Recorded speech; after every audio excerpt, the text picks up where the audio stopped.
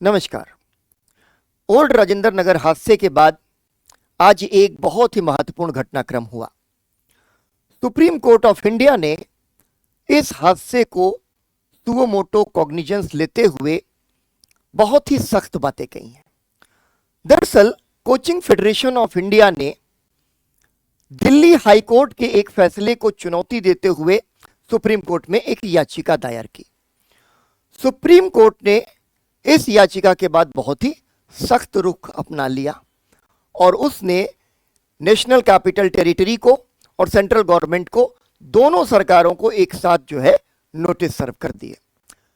इन show cause notices में पूछा गया कि अभी तक आखिर जो सेफ्टी नॉर्म्स हैं वो किस तरह से बनाए गए, क्या सेफ्टी नॉर्म्स बनाए गए और उनके इम्प्लीमेंटेशन के लिए कौन सा सिक्योरिटी मैकेनिज्म बनाया गया, इफेक्टिव मैकेनिज्म बनाया गया। सुप्रीम कोर्ट ने दो बहुत ही गंभीर शब्दों का प्रयोग किया।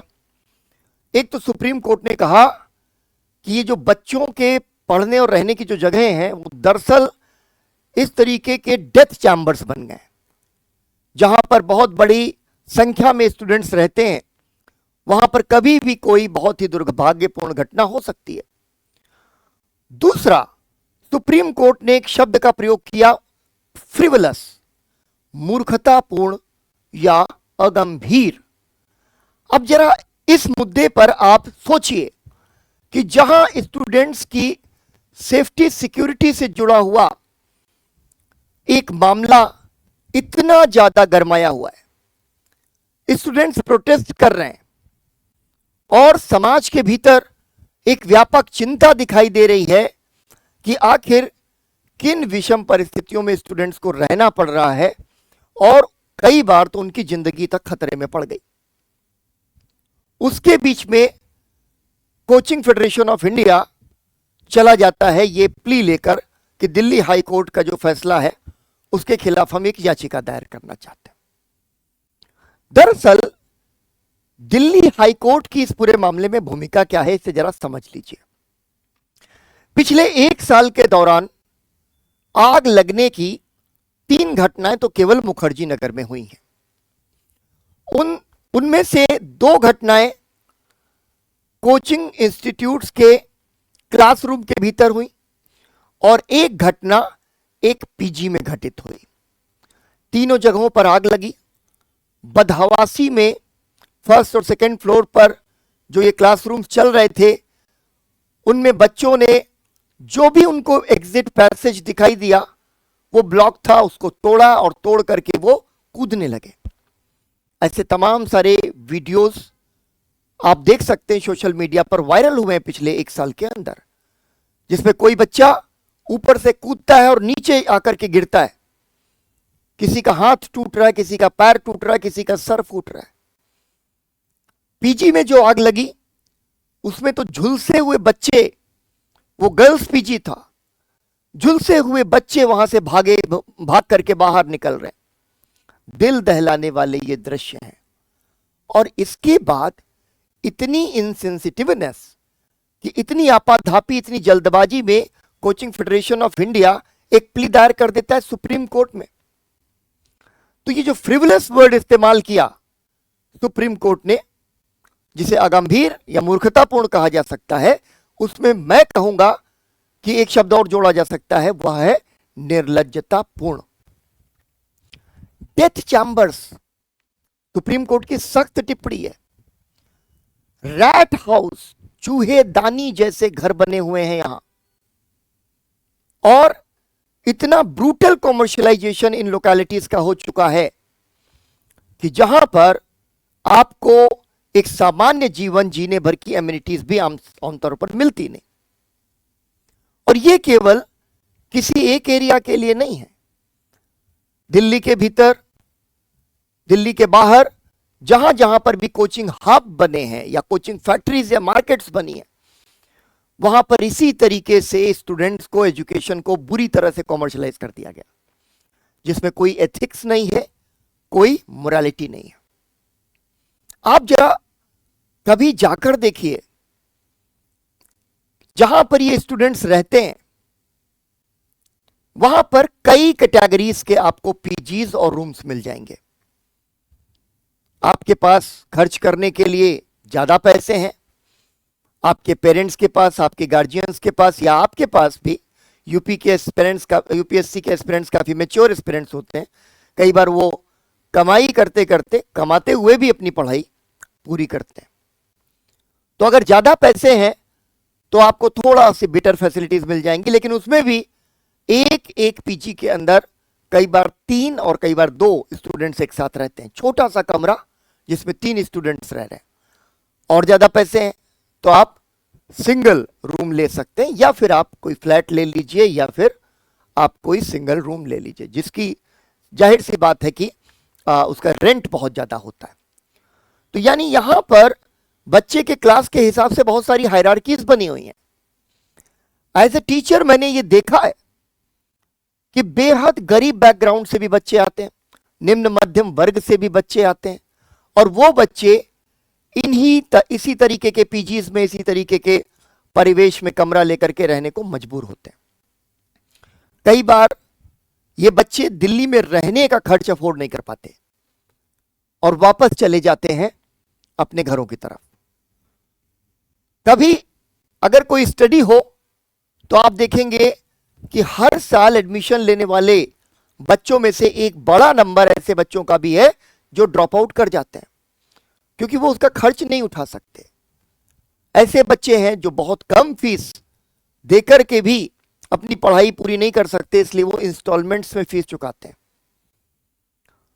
तो आखिर इस परिस्थिति में अगर कोई विमर्श चल रहा है, कोई बहस छिड़ी है और समाज में एक चिंता पैदा हो रही है, तो ऐसे समय में आखिर कोचिंग फेडरेशन ऑफ इंडिया इस तरीके का फैसला कैसे ले सकता है कि हम जाकर हाई कोर्ट को चुनौती दे देंगे सुप्रीम कोर्ट के अंदर। इसलिए मैंने कहा कि मैं एक शिक्षक होने के नाते, जिसके भीतर शिक्षक होने का दायित्व तो जिंदा रहे, वही शिक्षक है, इसमें एक शब्द जोड़ना चाहता हूं, और वो है निर्लज्जतापूर्ण। प्रॉपर वेंटिलेशन नहीं है, सेफ्टी पैसेजेस नहीं है, हवा पानी नहीं है, उसके बीच में ये कोचिंग्स चल रहे हैं। मैंने कहा रैट हाउसेस चल रहे हैं। अब इस चीज को मैं अपने व्यक्तिगत उदाहरण से आपको समझाता हूं।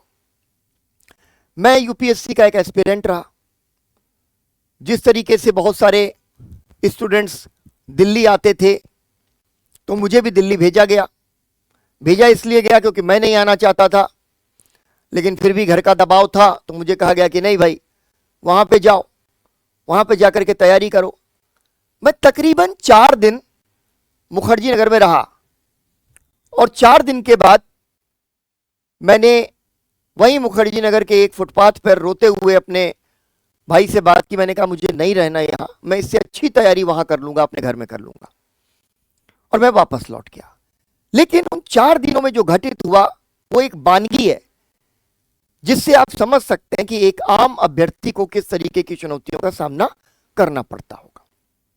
और ये जो मैं घटना सुना रहा हूं वो आज से तकरीबन 20 साल पहले की है, और 20 साल पहले इतनी सारी कोचिंग्स नहीं थी, और इतनी बड़ी तादाद में यूपीएससी के एस्पिरेंट्स नहीं थे, और इस नंबर में यूपीएससी के एस्पिरेंट्स दिल्ली में भी नहीं आते थे।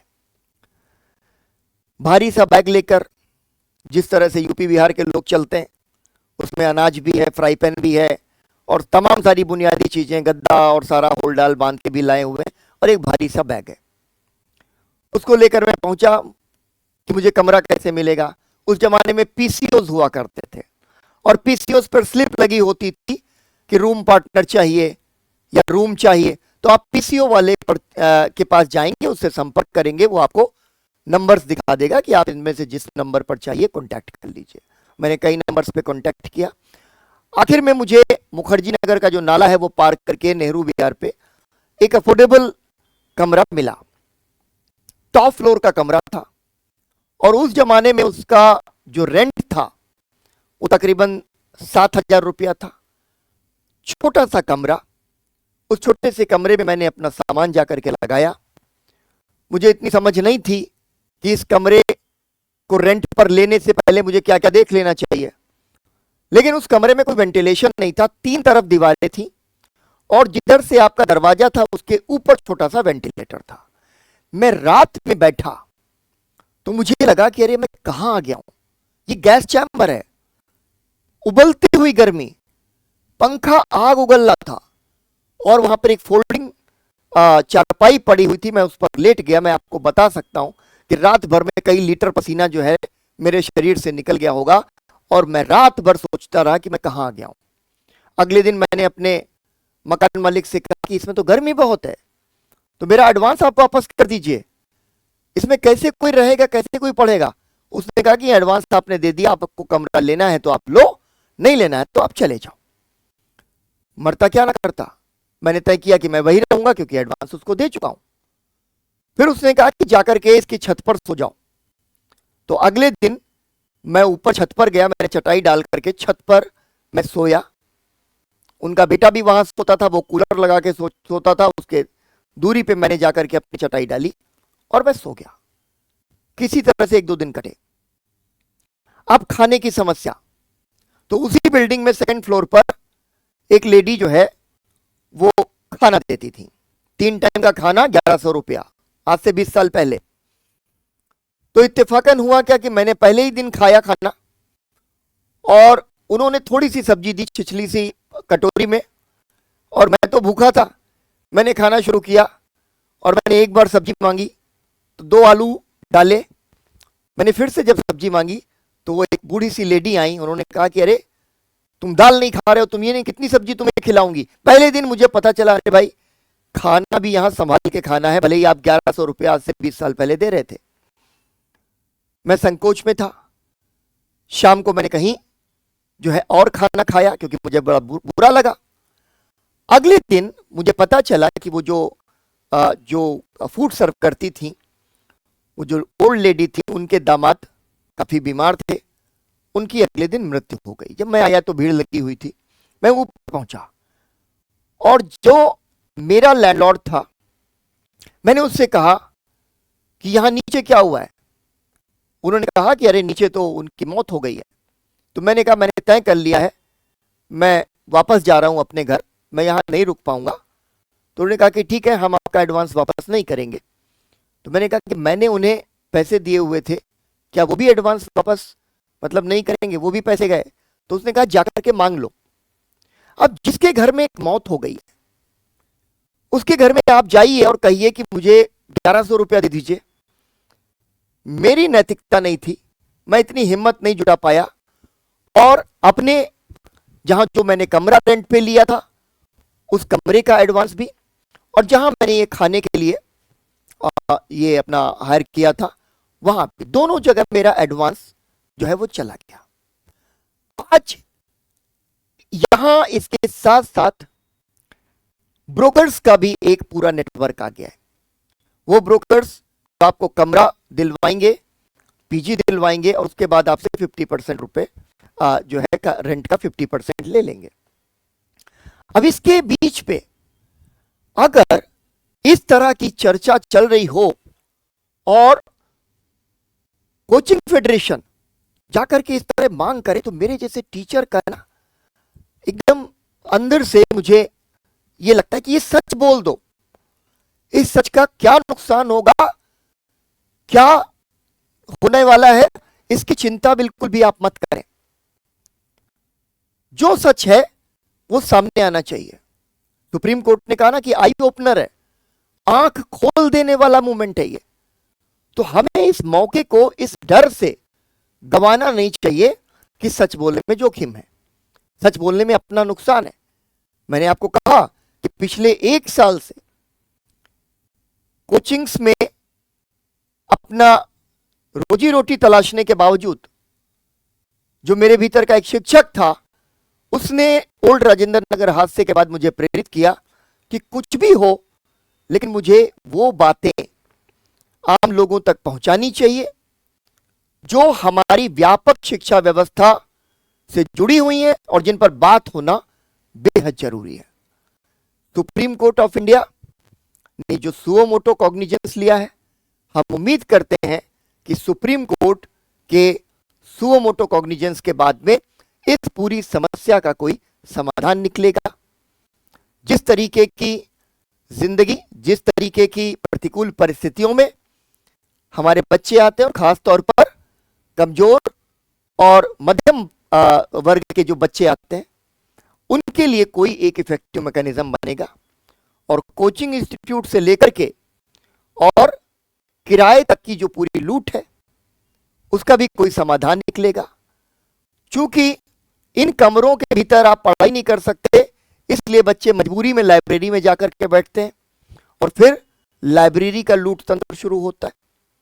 तो फिर उन लाइब्रेरीज में भी कुछ ना कुछ इस तरीके की गाइडलाइंस आए, ताकि भविष्य में हमें किसी दूसरी दुखद घटना का सामना न करना पड़े।